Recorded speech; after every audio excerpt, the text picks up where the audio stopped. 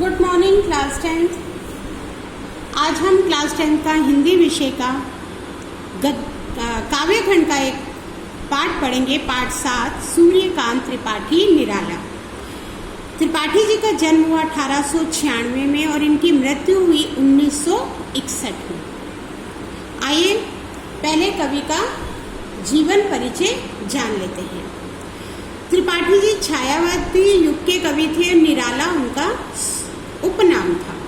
इनका जन्म हुआ बसंत पंचमी को बंगाल के मेदिनीपुर जिले में।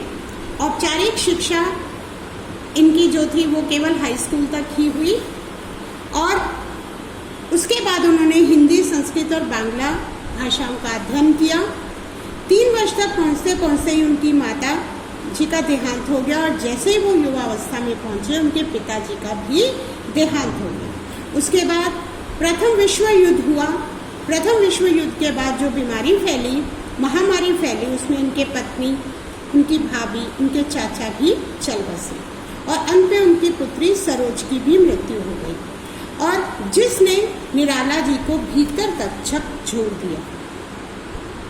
अपने जीवन में निराला ने मृत्यु का जैसा साक्षात्कार किया उसकी अभिव्यक्ति उनकी कई कविताओं में दिखाई देती है। विषम परिस्थितियों में भी उन्होंने जीवन से समझौता न करते हुए अपने ही तरीके से जीवन जीना बेहतर समझा।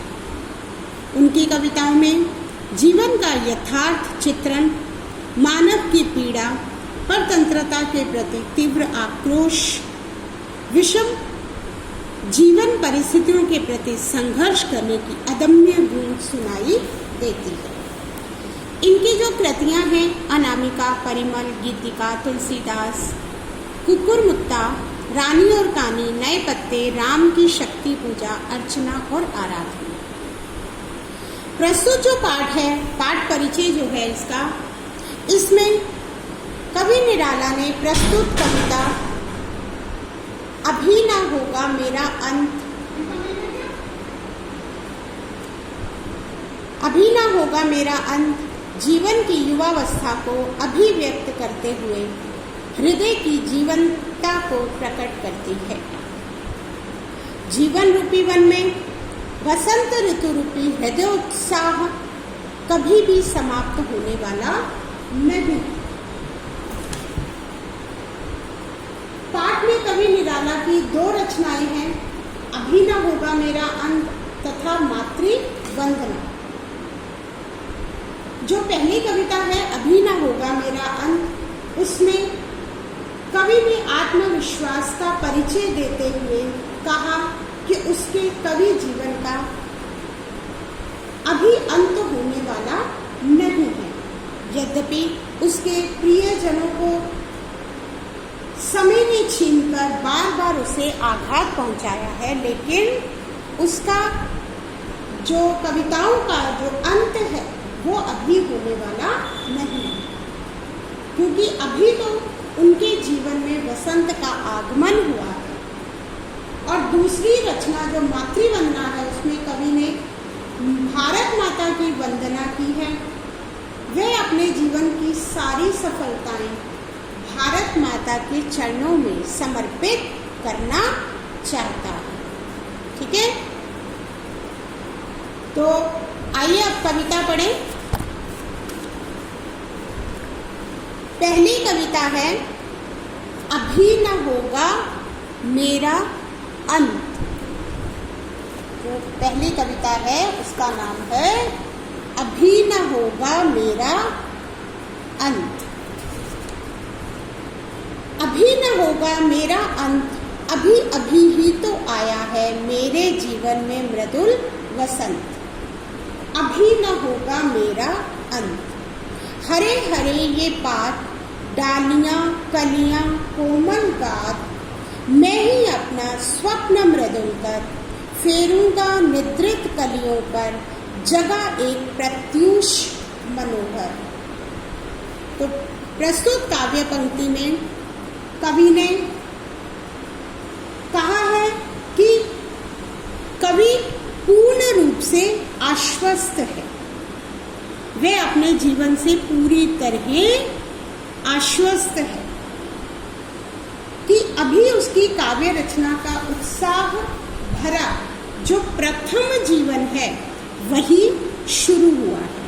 अभी तो उसके काव्य रचना का जीवन जो है आरंभ ही हुआ है और अंत तो बहुत दूर है। ठीक है, अभी ना होगा मेरा अंत, अभी अभी ही तो आया है मेरे जीवन में मृदुल वसंत। तो यहाँ पर कवि कहता है कि उसका जो साहित्य है, साहित्य सृजन थमने वाला नहीं है, उसका अंत होने वाला नहीं है। अभी तो उसके कवि जीवन का आरंभ ही हुआ है। मेरे जीवन में मृदुल वसंत, अभी न होगा मेरा अंत। और जैसे बसंत आने पर प्रकृति में उल्लास और उत्साह भरा वातावरण दिखाई देने लग जाता है, उसी प्रकार उसके जीवन का क्या है, ये युवा काल है, यौवन अवस्था है। ठीक है, और उसका जो काव्य जीवन है वो उत्साह से भरा हुआ है। तो उसके अंत के बारे में सोचना व्यर्थ है।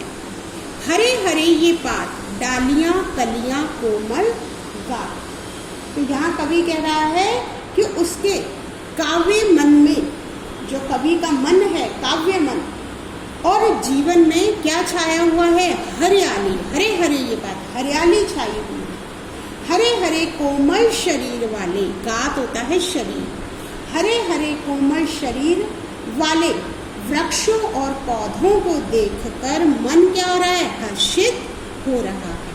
मैं ही अपना स्वप्न मृदुल कर फेरूंगा निद्रित कलियों पर, जगह एक प्रत्यूष मनोहर। तो यहाँ पर कवि कह रहा है कि अपने स्वप्न जैसी कोमल कल्पनाओं द्वारा रचित काव्य रूपी हाथ को फेरकर वह आलस्य में पड़े जीवन को जगाएगा। तो यहाँ पर कवि कह रहा है कि सपनों जैसी जो कोमल कल्पनाएं हैं, उसके द्वारा काव्य रूपी हाथ को फेरकर आलस्य से पड़े हुए जीवन को मैं जगाऊंगा। जैसे बसंत होता है ना, वो क्या करता है, कलियों को खिलाता है, और वह भी अपनी कविताओं को एक मनोहर सवेरा, प्रत्यूष होता है सवेरा, तो उनको जगाकर वह अपनी कविताओं को एक मनोहर सवेरा देना चाहता है। तो कवि कहता है कि मैं अपनी कविताओं में मनोहर सवेरा लाऊंगा। आगे देखिए, पुष्प पुष्प ये, चलिए पहले वाला हमने पद्य पढ़ा है, उसका भाषा जान लेते हैं। भाषा जो है इसकी खड़ी बोली हिंदी है। ठीक है, और इसमें अनुप्रास अलंकार है। अनुप्रास अलंकार कहाँ है, डालियां कलियां कोमल गात, ल वन की आवृत्ति में इस लाइन में अनुप्रास अलंकार है। और स्वप्न मृदुल कर, स्वप्न मृदुल में उपमा अलंकार है।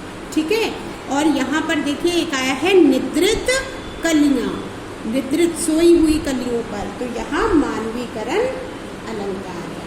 तो इस पूरे जो काव्य में सोच जो है वो सकारात्मक सोच है। ठीक है, चलिए आगे जो काव्य है वो लेते हैं। पुष्प पुष्प से तंद्रालस लालसा खींच लूंगा मैं, अपने नवजीवन का अमृत सहर्ष सींच दूंगा मैं, द्वार दिखा दूंगा फिर उनको, है मेरे वो जहां अनंत, अभी न होगा मेरा अंत। तो इसमें कवि क्या कह रहा है कि हर शिथिल और आलस्य में पड़े जीवन में जागरूकता और उत्साह जो है वो मैं भरने का संकल्प लेता हूँ। ठीक है, पुष्प पुष्प से तंद्रालस लालसा खींच लूंगा। तो यहाँ कवि कह रहा है कि वसंत हर फूल को खिला देता है और प्रकृति को क्या कर देता है, आनंदमय बना देता है। तो कवि क्या कह रहा है कि वह भी शिथिलता और आलस्य में, शिथिलता तंद्र मतलब निद्रा और आलस्य में पड़े हुए जो जीवन है उनको प्रसन्नता और जागरूकता प्रदान करेगा। ठीक है, और अपने नव जीवन का अमृत सहर्ष सींच दूंगा, और उससे मैं क्या करूंगा, जो मेरा नव जीवन है उसका अमृत सहर्ष प्रसन्नता से सींच दूंगा, द्वार दिखा दूंगा फिर उनको, है मेरे वे जहां अनंत। तो यहाँ कवि कह रहा है कि अपनी रचनाओं से उनका मार्गदर्शन करूंगा। ठीक है, कवि कह रहा है कि मेरी जो रचनाएं हैं ना उनके द्वारा मैं उनका मार्गदर्शन करूंगा। मार्गदर्शन करते हुए अनंत, जो अनंत परमात्मा है उस तक पहुंचाने में सहायता करूंगा। उनको अनंत परमात्मा तक पहुंचाने में उनकी सहायता करूंगा। ठीक है, क्योंकि ये अभी तो उसके जीवन का प्रथम चरण है, उसकी कविता का अंत तो बहुत दूर है। ठीक है, अब आगे देखिए। इसमें जो है पुनरुक्ति प्रकाश अलंकार है। पुनरुक्ति कहाँ है? पुष्प पुष्प, दो शब्द एक जैसे शब्द बार बार आए हैं, दोनों सेम अर्थ दे रहे हैं, तो पुनरुक्ति प्रकाश अलंकार है। और इसमें तंद्र आलस लालसा सहर्ष, तंद्र आलस लालसा सहर्ष सींच, यहाँ पर अनुप्रास अलंकार है। तंद्रालस में ल वर्ण की आवृत्ति है और सहर्ष सींच में स वर्ण की आवृत्ति से यहाँ क्या है? अनुप्रास अलंकार है। और नवजीवन, नवजीवन यहाँ पर रूपक अलंकार का आभास होता है। ठीक है, तो ये जो काव्यांश है इसमें लोकहित का संदेश दिया गया है। अगला देखिए, मेरे जीवन का जब प्रथम चरण, मेरे जीवन का ये है जब प्रथम चरण, इसमें कहा मृत्यु है जीवन ही जीवन, अभी पड़ा है आगे सारा यौवन। स्वर्ण किरण कल्लोलों पर बहता रे मन बालक मन, मेरे ही अविकसित राग से विकसित होगा बंधु दिगंत, अभी न होगा मेरा अंत। तो इसमें इस अंश में कवि ने मृत्यु के प्रहारों से जो शंकित हो जाते हैं उस ऐसे मनों को आश्वासन दिया है ना। वो कहता है कि मृत्यु, कई लोग ये सोच लेते हैं कि हमारी तो मृत्यु आनी ही आनी है या हमारी मृत्यु आने वाली है, तो उसके प्रहारों से लोग क्या हो जाते हैं?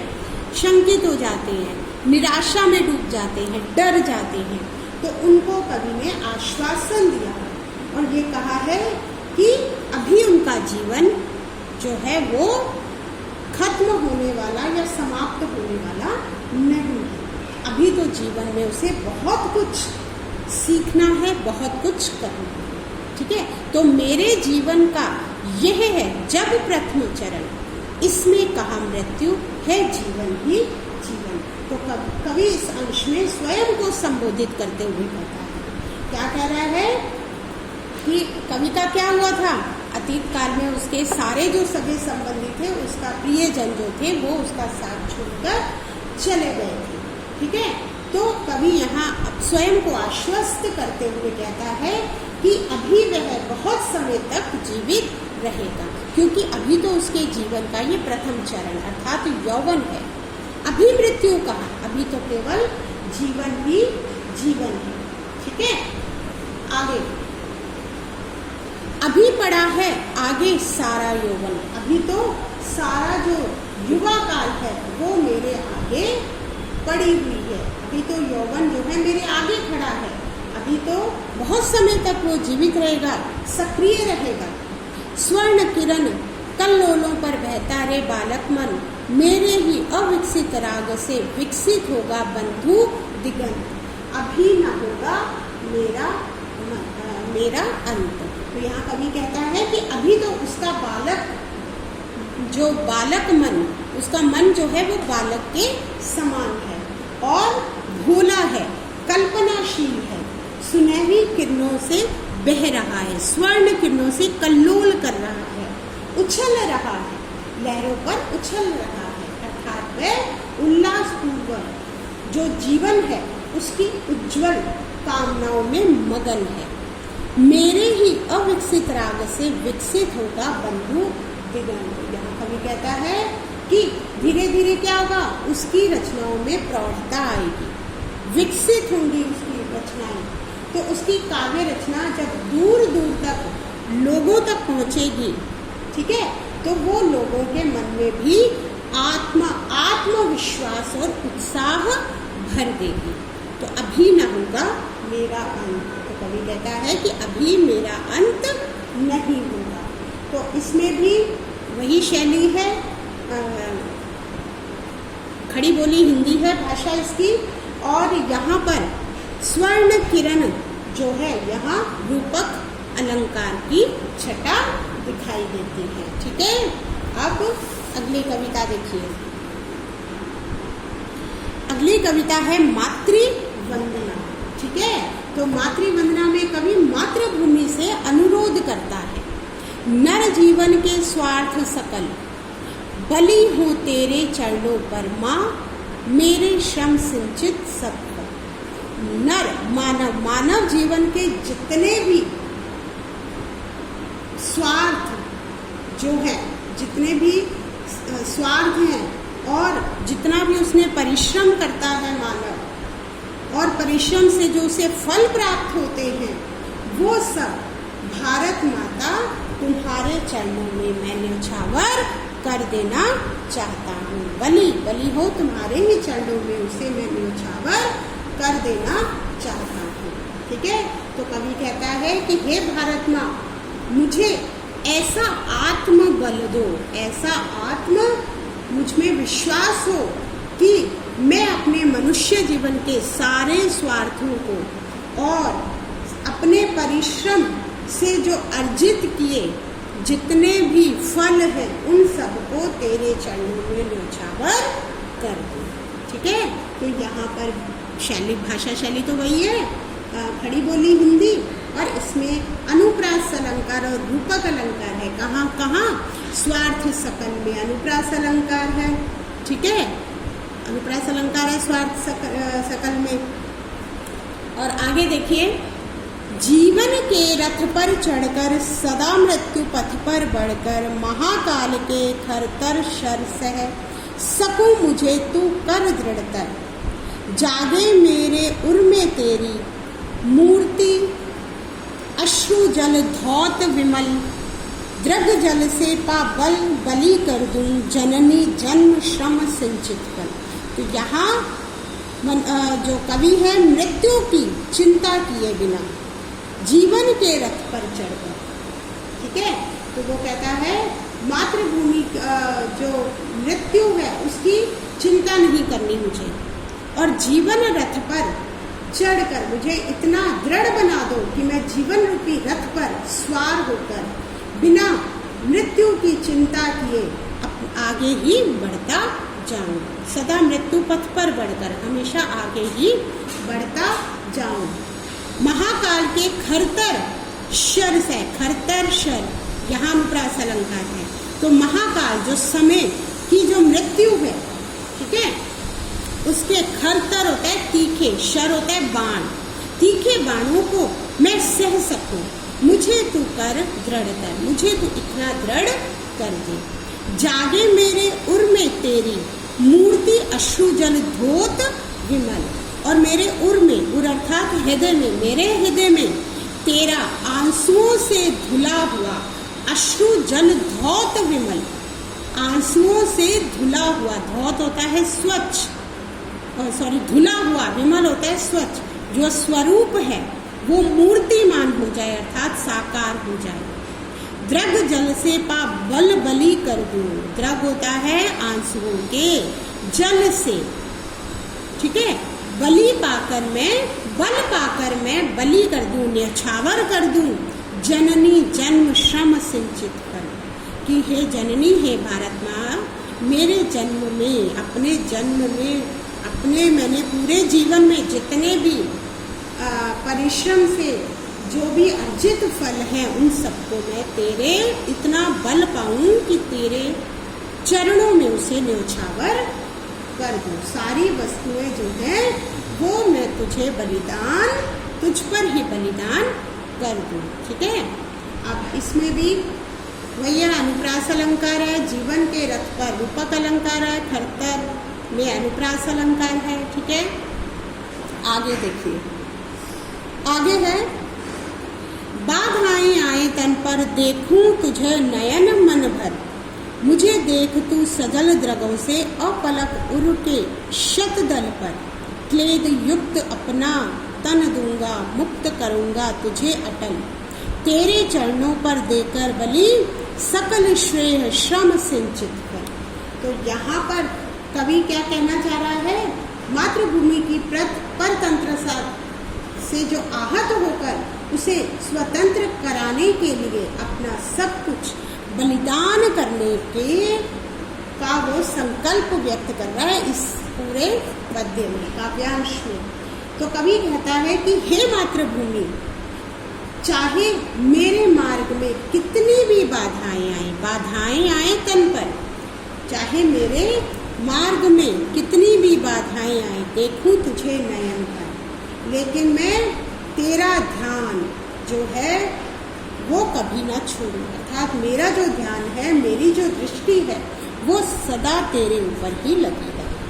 देखूं तुझे, मुझे देख तू सजल द्रगों से, और तू मुझे आंसुओं भरे द्रगों से, नेत्रों से अपलक देखती रहना, अपलक देखती रहना, और उर के हृदय रूपी जो शतदल होता है कमल, हृदय रूपी कमल पर मुझे बिठाए रखना। ठीक है, तो तू मुझे आंसुओं से भरे नेत्रों से अपलक देखती रहना और अपने उर के शतदल पर, हृदय रूपी कमल पर मुझे बिठाए रखना। क्लेद युक्त अपना तन दूंगा। क्लेद होता है पसीना, और पसीना कैसा, परिश्रम का पसीना, जो मैं परिश्रम के पसीने से भीगे हुए शरीर को, अपना जो तन है, अपना जो शरीर है, वो मैं तुझे समर्पित कर दूंगा, मुक्त करूंगा तुझे अटल। और मुझे ये अटल विश्वास है कि मैं अपना बलिदान देकर भी सदा तुझे स्वतंत्र कराकर ही रहूंगा। तेरे चरणों पर देकर बलि सकल श्रेय सम सिंचित कर। और मैं अपने सारे जो सकल श्रेय श्रम, जो मेरे सारे श्रेष्ठ आचरणों से और परिश्रम से प्राप्त सफलताएं हैं, कीर्ति है, उन सबको मैं तेरे चरणों में बलिदान कर दूंगा, तुझे ही न्यौछावर कर दूंगा। ठीक है, समझ आ गया। इसमें भी खड़ी बोली हिंदी है इसकी भाषा, और इसमें उर के शतदल में रूपक अलंकार है, और श्रेय श्रम सिंचित, श्रेय श्रम में अनुप्रास अलंकार है। ठीक है, तो ये कविता आपको समझ आ गई। इसका